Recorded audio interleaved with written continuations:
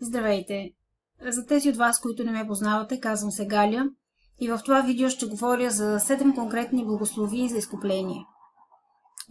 Моето споделяне ще бъде на базата на моята вяра и вярвания, подкрепени с Божието Слово, разбира се.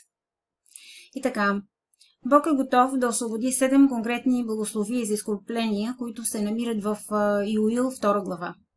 Вярвам, че с настъпването на празниците, нашият пророчески момент наближава, когато преминаваме от 5784 еврейска година към 5785 по Божия божествен календар. По това време се надуват тръбите или шофар, който обявява началото на есенните господни празници, които се празнуват по това време. Празника на тръбите или Рош Хашана, който започва на 3 октомври, Денят на умилостивението, който е Йом Кипур, 12 октомври, и празника на шатрите, Сукот, който започва от 16 октомври до 23 октомври. Бог заповяда на неговите хора да почитат тези свети дни завинаги. Това са празниците, определени от Господа, официалните дни за свято събиране, които трябва да се празнуват в подходящото им време всяка година. Левит 23 глава, стих 4. Във вечният Божий календар. И сега, когато наближаваме този сезон на единението, това е време на лична подготовка, защото Бог иска да се фокусираме върху Него, върху Неговото присъствие. И тръбата на Сион звучи сега и Бог ни призовава да се срещнем с Него на Неговият най-свят ден, денят на умилостивението, 12 октомври. Внимавайте да празнувате деня на умилостивението на 10-тия ден от същият месец, 9 дни след празника на тръбите. Трябва да го спазвате като официален ден за свято събиране, ден, в който да се отречете от себе си и да представите специални дарове на Господа. Левит 23 глава, 27 стих. Денят на изкуплението или Йом Кипур е Божият библейски свещен ден, който той установи в неговия свещен календар, като завет на покаяние и обещания за нас и за освобождение на пълнотата на неговите благословии и присъствие в живота ни.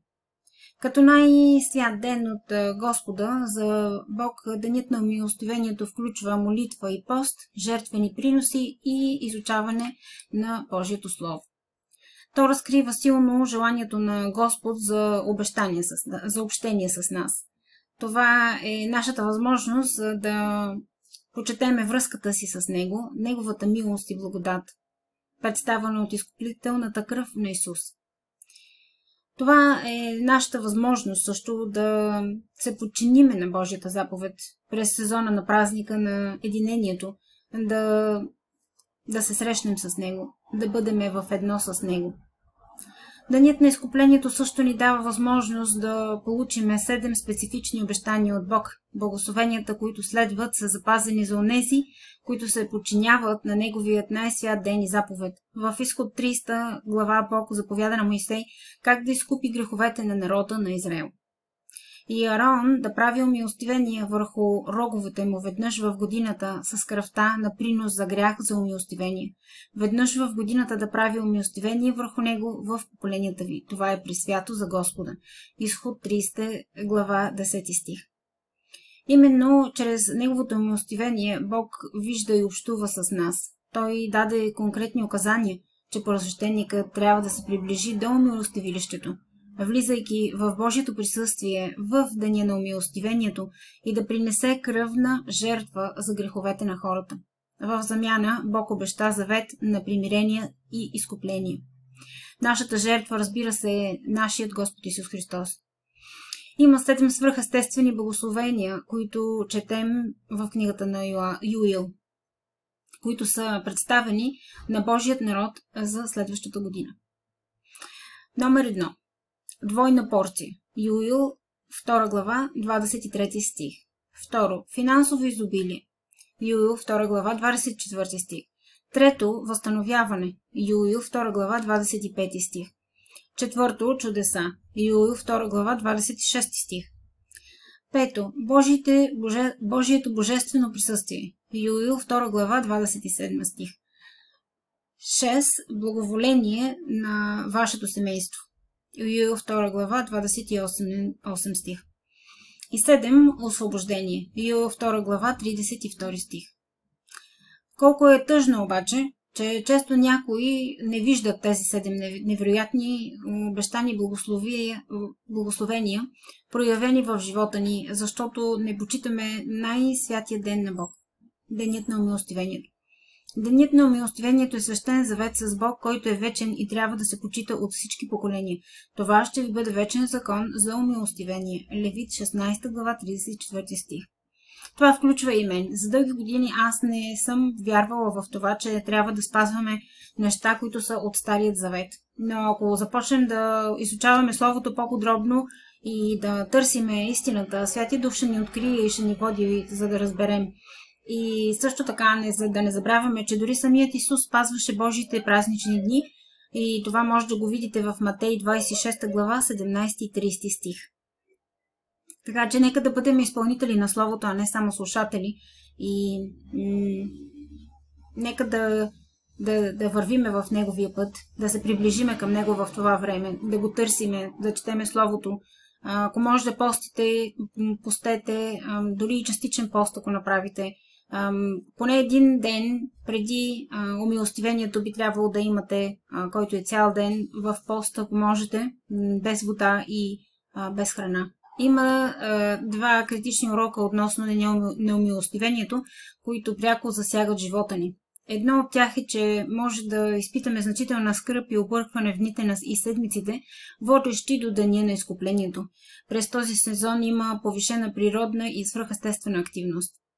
Исторически тази повишена дейност е регистрирана през 3 месеца август, септември и октомври. Сезонът на изкуплението повече от всеки друг сезон на годината. Финансови сътресения често се случват през тези месеци и също може да има насилие. Защото Сатана знае, че най-важният ден в годината е денят на умилостивението. Сатана знае, че Бог обявява благословения за онези, които почитат неговия ден на умилостивението. Но в деня на умилостивението Сатана и неговите паднали ангели не могат да попречат на Бог да приложи обещанията си към живота на онези, които го почитат и неговият най-свят ден. Може да се сблъскаме с предизвикателства в работата си, в брака, финансите си.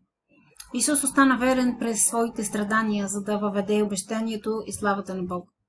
Ще е добре всеки един от нас да бъдем също верни, да останем верни в нашите страдания, в тези моменти и да търсиме Бог, да се приближим към Него, да изучаваме Словото, да постим и да дадеме своето дарение. Изпратете си жертвено дарение, където ви води Святия Дух.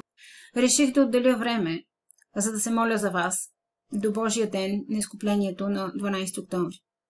Ако искате, може да споделите и да изпратите вашите спешни нужди на имейла ми или тук в пост, в коментар и имената на вашите семейства. Ще застана с вас в завет, в молитва. И не забравяйте, Бог е готов да освободи тези 7 конкретни благословии за изкупление, които се намират в Йоел 2 глава. И Той ви призовава да се отделите за Него и да го търсите, да споделите време с Него. Покайте се, прошката, простете, много е важна в този момент. Както е казано, простете, за да ви бъде простено, а покаянието води към близост към Бога, така че насърчавам ви да направите тези всички неща, за които говорих във видеото. И ако някой не познава Исус и слуша това видео и иска да отдаде живота си за Исус, нека да каже тази молитва с мен. Отче, идвам пред Теб, покайвам се за всички грехове, признавам, че съм грешник и че не мога да спася себе си. Отварям сърцето си и приемам Исус, Твоя Син, като Спасител и Избавител за моя живот и Изцелител. И те моля да ме приемеш в Твоето семейство. Амин. Сега ти си записан в книгата на живота и вече си новороден и имаш нов живот. За тези от вас, които нямат много информация относно това, може да ми зададете въпрос. Бог да ви благослови.